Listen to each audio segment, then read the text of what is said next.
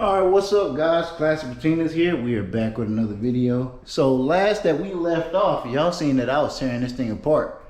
And we found that it was a number 2 cylinders lifter. Now, we already said that we're not putting that back in here. We're not putting the 5.3 back in. It's still in currently, but I haven't done anything else because I've been cleaning the garage up. Look at that. I have a 58-inch flat screen TV in my garage now. And I had an old PS4 up in there. Decided to throw it up in here. That's freaking dope. Now, the reason I'm not starting on that just yet is because I'm still waiting on all my parts to come in. They're gonna be coming in real soon. But I want to show you guys some of the stuff that I actually got for this car. All right guys, so here is the 6.0. It's an LQ4 block, nothing crazy. It is a completely stock 6.0. I think the guy said it had fresh cam bearings in it, but we're gonna double check all that just to make sure. Cylinder walls still had cross hatching on them. It looks real clean. And what we're gonna be putting in it is this sloppy stage 3 cam from Eglin. Everybody knows the Eglin stage 3 cam. Nothing crazy. Got some just some plain Jane head gaskets, nothing crazy. Some ARP head bolts. And get this time we're not about to have any more lifter issues. We have genuine GM LS7 lifters. Now, I did all the calculations and everything. So with those lifters, that cam, and the rest of the valve train that's actually on these heads, theoretically, I should be able to hit 7,000 RPM, no problem. From what I was told, LS7 lifters are tested up to almost like 8,000 RPM or something like that. My valve train, so this cam is actually a, I do not remember the specs on it right off the top of my head. All right guys, my bad. So the cam specs are, it's a 238, 242, 595 valve lift cam. So essentially those valve springs over here are 660 valve springs. They should be able to manage no problem. These are 7.4 chromoly push rods. On the valve train themselves, I have titanium retainers and everything, so that theoretically should handle that power. Now with that being said, I also have some stock, I believe these are like 317 heads right here, and I'm actually thinking about porting and polishing them myself. I've never done that before, didn't really think about it until now, and I was like, free horsepower, it'll be a good video to do. So let me know if you guys want to see me try to attempt to port and polish heads. I do have an extra set of heads just in case if I mess this up, but I don't think I will. So to be honest, all right, now with that being said, I'm gonna still be waiting to get more parts in, so I'm gonna hit you guys up later. Peace. Several days later. Today I'm gonna be doing something a little different for you guys. While I'm building my 6.0 right here, waiting on a couple parts to come in, I actually got a lot of stuff in already. Today's video, I'm actually gonna be attempting to try to port and polish the head. Right, so I have 2 sets of heads, as you guys can see. I have these over here. These are 706 heads, and these are 317s. That head and that head. This is a 317 head. With that being said, I know that the 706s, they flow a bit better, but I wanted to try to see if I could port and polish them. I want to see, I'm gonna try with the 317s just in case, because if I mess up, I still got a better set of heads. So yeah, I'm not gonna lie to you guys and say I'm a guru at this, because I've never done this and I don't want to destroy this thing. So I am looking at a couple videos right now, but basically I'm gonna give you a rundown of everything that I found. Anyways, we'll probably get started with just taking these stock springs out. All right, I'm gonna teach you guys what an old dirtbag mechanic taught me. The easiest way to take out valve springs, on the LS at least. You get you a socket that'll fit over the spring. Get you a hammer. Hit it a couple times. Boom. Comes right out.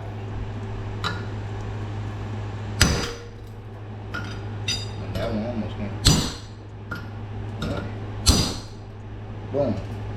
Now, if you worry about your old retainers and stuff, just hold it firm, you know. Alright, so what we're gonna be grinding down, I don't know if you can see, there's a little bump right there. I don't see it right in there, right there where my finger's at.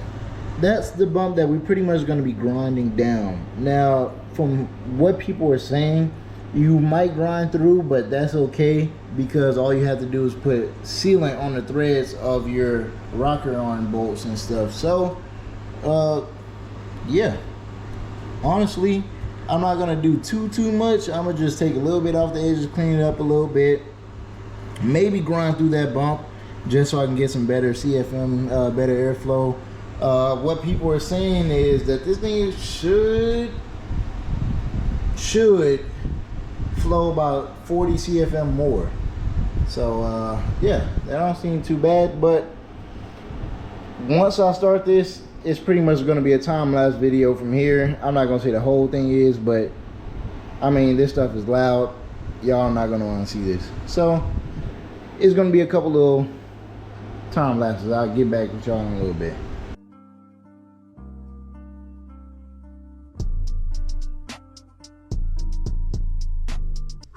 Okay, don't mind the sweat, guys. It is the next day. I'm still over here porting and polishing these heads, and it takes a long time. I talked to a guy just the other day, matter of fact yesterday, about porting and polishing heads, and he said he did it on his 2J, which is one head. I think it's like 24 valves. I could be wrong, but he said it took him 15 hours, and I can see why. So if you look, I've only done one so far. Let's see if I can get some better angles. You see, I went through the rocker bolt hole, so there's a hole right there. I'm gonna have to put some sealant on the threads. That's no big deal, but this one is actually really clean. I actually did a really good job on this. Now here's the old ones, and so yeah, we're gonna get all these pretty much looking like this one in here. Let me get the other angle for you guys. Now I'm gonna come back to y'all tomorrow to finish some more of this, because for one, my air compressor is not very big, so it runs out of air fast, and it takes forever to get enough air to get some decent runs through with the Dremel. So I've mainly been using my electric Dremel right here with the smaller shank, and I mean, it's getting the job done, don't get me wrong, but it's dead now. So yeah, I kind of ain't got no options unless I'm gonna sit here, probably Dremel for about 20 seconds and then wait 5 minutes for it to recharge. I'm not doing all that, so we just gonna have to sit here and wait. All right, guys, a few more days have passed, and something actually came in I just actually want to stop and show y'all. So here is one of the new shirt designs. Classic patinas. Has an orange border around it, but it's made to look like a vintage ad. And I actually think it looks really good. Here's the front, just in case if a lot of you want to see the front. Just classic patinas. And the back, right here. I decided to make this shirt just because, I don't know, I kind of thought of the design, and I thought it would look nice. A lot of people wanted me to have some t-shirts and stuff anyway, so I think this looked really good. All right, guys, here's the large right here. That other one was a medium. Same thing, orange border around the words and orange border around the pictures. Link will be in the bio. This thing should be released by the time this video comes out.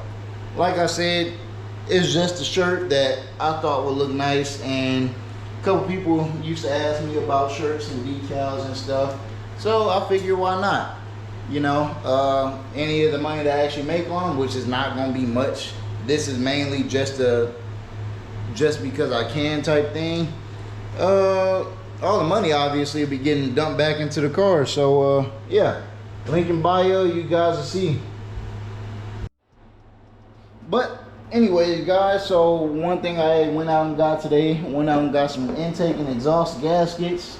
All right, so I got all the gaskets I'm gonna need. I think that's pretty much it. I tried to go get me a LS2 timing chain from O'Reilly's, but it was gonna take like 5 days shipping and a whole bunch of other stuff. So I was like, I'm not even about to worry about that. Just order it online, and it was like 40 bucks more expensive. So I'm gonna just order it online for sure. But yeah, in the meantime, let's just continue porting and polishing these heads.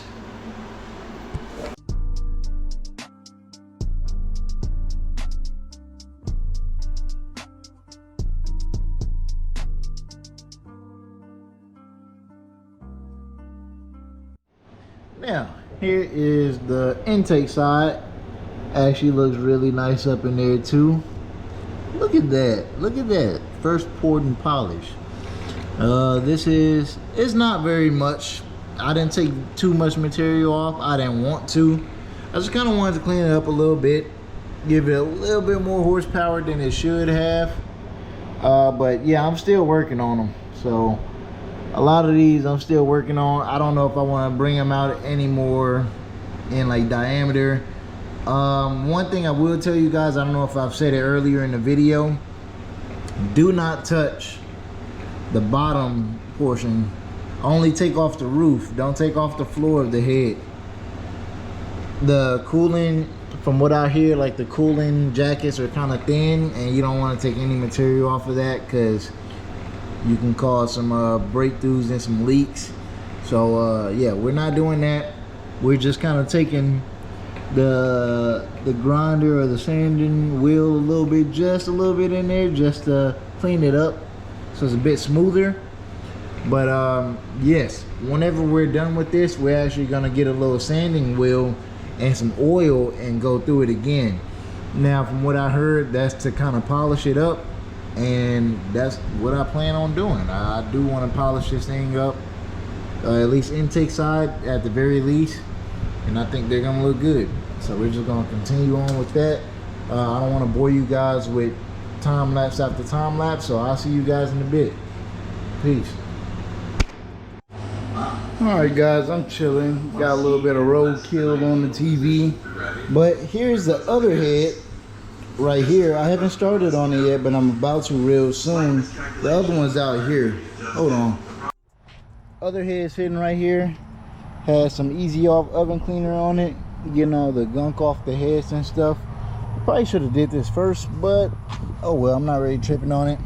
Just getting pretty much everything out, all the little dirt and grime that I didn't get out of the cylinder walls and stuff like that. So yeah, hopefully everything should be real clean real soon.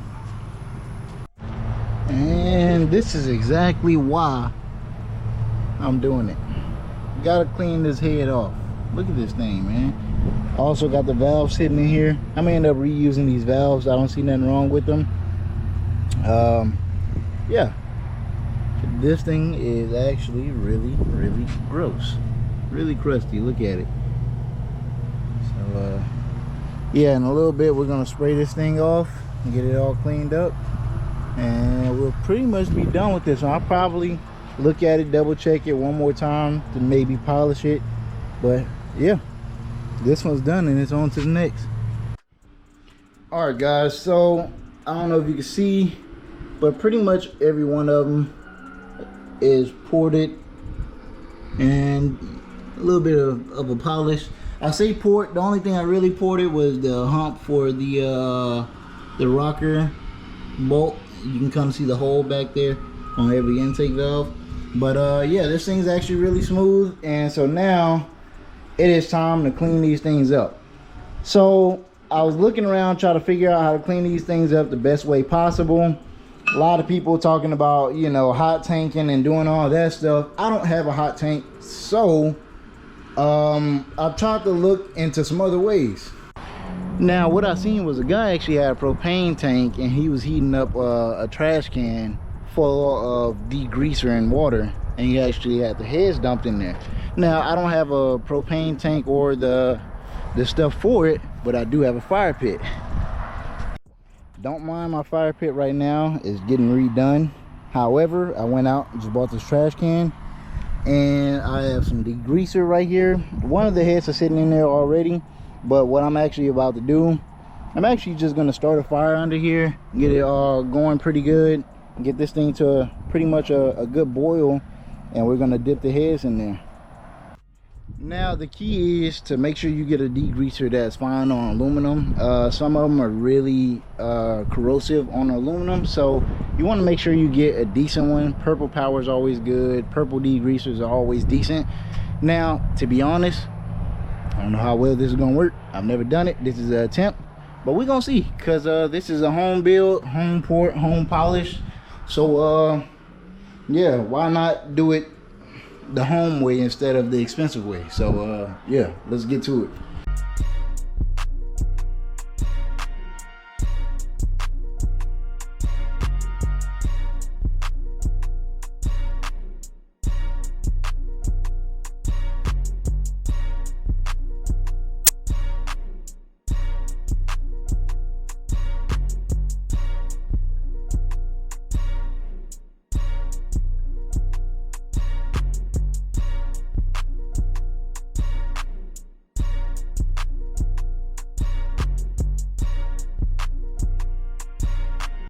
All right, a couple minutes later, here's how the fire's looking,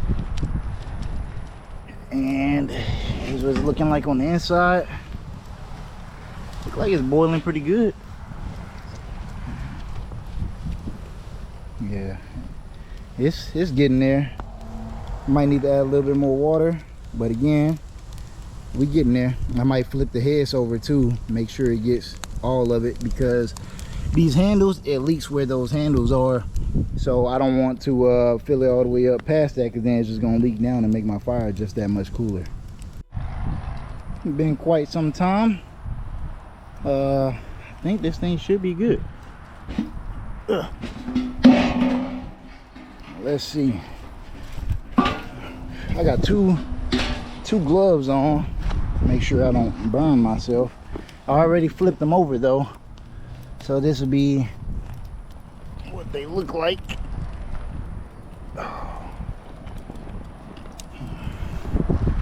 about to get ready to pull them things out though, but when I flipped them over earlier, pretty much all you gotta do is rub it off and it comes off. So yeah, I think it should be good now.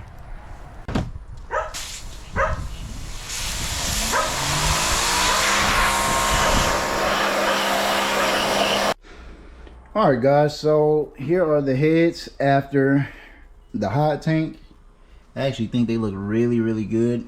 Didn't get all this stuff off, but a little bit of it is kind of wiping off in some of the areas that I didn't get beforehand. So, you know, that's good, but I just kind of want to make sure all the surface areas and everything are really good and clean. But I think they turned out really good. They're a little dull looking, but I'm 99.9% sure that's because of the degreaser, so I'm not worried about that. And yeah, here are the valves. All of them are pretty much cleaned up as best as I can get them, and coated with just a little thin layer of oil, just so I don't have them, you know, flash rusting or anything. All right guys, so it's been a couple days since I actually hot tanked these, and I had a couple of people raise some questions, and I just want to clarify that now on YouTube and let you guys know. So a lot of people was wondering about the heat, because I couldn't really regulate the heat. Now, I wasn't really worried about it because I filled up that thing with water just from my garden hose, so the water was cold from the very beginning. So the reason I had it in there so long was because it took it that long to actually warm up and boil. Now, once I actually got to a slight boil, that's when I actually we're pulling them out. I don't know if you guys seen, I pulled them out then, and you don't see on camera, but from the fire pit to the actual table, it's a pretty decent walk. So these things pretty much flash cooled pretty much on the way to the table, and then I pressure washed them, as you guys seen. Now, to double check all that, this is a brand new straight edge that I had bought, and I had tested them. I did the light test with the straight edge. If you can see any light under, you know, the straight edge, that means that it's warped. This thing is not warped. Neither one of these are warped at all. I just want to clarify that now, because I had people raise some questions, and I just want to get that out the way. But with that being said, I've actually started thinking about getting these things resurfaced anyway. Now, like I said, I'm pretty certain I did this 100% correct. Multiple different angles with the straight edge, and I want to say again, these are straight. I did not warp them, but I'm still thinking about getting them resurfaced, because why not? They're already off, and I think one guy told me 130 bucks for both to resurface. I kind of can't beat that. So, oh yeah, and then it was only like a day or two turnaround. So probably gonna end up doing that, but I just wanted to let you guys know and kind of clarify that, because I did not want to bring any confusion, and basically, yeah, I don't know. All right, guys, before I let y'all go, I just want to give y'all a quick announcement. So a lot of people used to ask me about decals and t-shirts and stuff, mainly on Instagram, back whenever I really used to post a lot on there. Now, I do have a couple of t-shirts and decals for you guys. So, many as you know, I've had this one for a long time. I just got another batch of those. They're right here. I don't know if you can see that. That's that decal, exact same one right here. Now, with that being said, here are the t-shirts that I actually got, and I'll add some more pictures of that. That's the back. This is the front of the same t-shirt. This is just the black version. My opinion, I have multiple different colors of this shirt. The military green one is my favorite. That green and orange is pretty tough. Now, here are the new designs of the decals. I thought I should add some patina in them. So I got multiple different colors. And, you know, if this match any of your cars, let me know. If you want to see, here's an example of the Sublime green one on the Challenger right here. It matches almost perfect. Look at that thing, man. I couldn't be happier. It matches the patina on this thing perfectly. Look, I ain't trying to make a killing off of this stuff. This is all just for the support. You know, try to get my name out there. So if you guys want to support, I'm not really making nothing off of them, but you know, everything goes back into the channel, of course. So link in bio for the shirts, the decals. There's not a link for them, but just let me know in the comments and we can make something happen. In the meantime, one day, you know, we might have a little website or something, or honestly, hit me up on any of my social media platforms and I can hook you guys up with one of these decals. Yeah, so that'll be it, guys. So please like, comment, subscribe, and I'll be posting another video very soon. Peace.